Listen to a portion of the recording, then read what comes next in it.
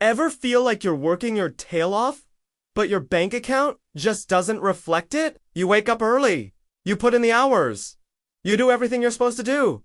Yet, money just seems to vanish. The harder you try, the more you feel like you're stuck in the same place. It's a frustrating cycle for so many people. But what if I told you the Bible has a clear explanation for this? It suggests that the problem often isn't a lack of effort, but a failure to understand the invisible principles that govern prosperity. The Bible repeatedly shows us that true wealth doesn't start in our hands. It begins in our minds and our hearts. The book of Proverbs tells us, "As a man thinks in his heart, so is he." This powerful statement means your mindset, the way you think about money, work, and life itself directly shapes what you attract into your life.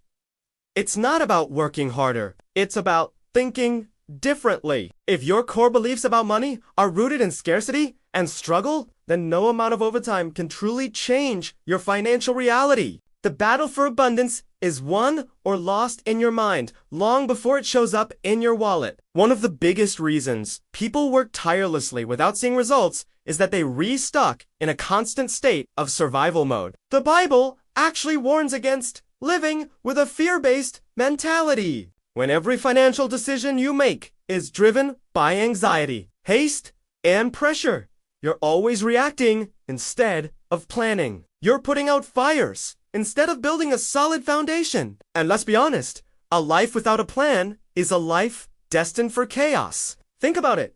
When was the last time you made a brilliant financial move while you were panicking? It just doesn't happen. The scriptures state very clearly that wisdom is more precious than gold. It's not the sheer volume of work you do that determines your outcome.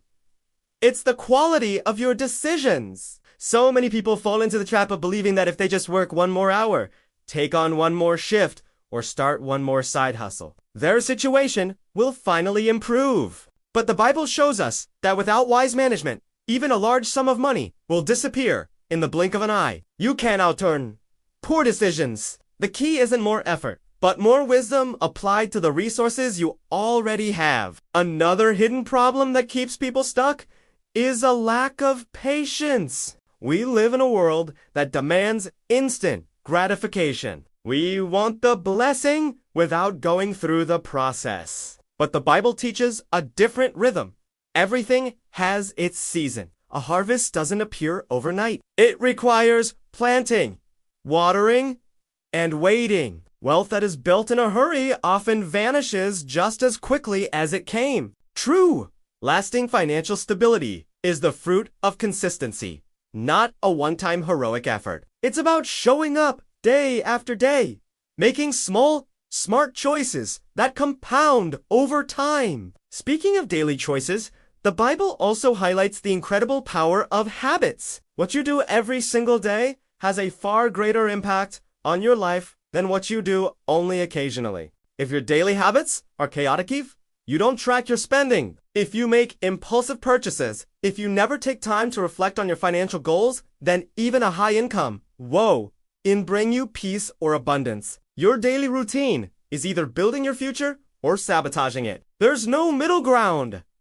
Wealth isn't an event. It's a result of the system you live by each and every day. So many people also don't realize that the Bible explicitly warns against comparing yourself to others. When you look at what your neighbor has, what your friend is driving, or the vacation your coworker just took, it plants seeds of envy and pressure. This comparison game leads to unnecessary spending as you try to live up to a standard that is unaligned with your own journey. You start making choices to impress others rather than to secure your own future. In doing so, you're essentially sabotaging your own financial progress just to keep up appearances. Freedom is found in running your own race at your own pace. Then there's the crucial topic of responsibility. The Bible presents money as a tool, not a final goal. When someone makes money the absolute center of their life, they ironically lose the ability to manage it wisely.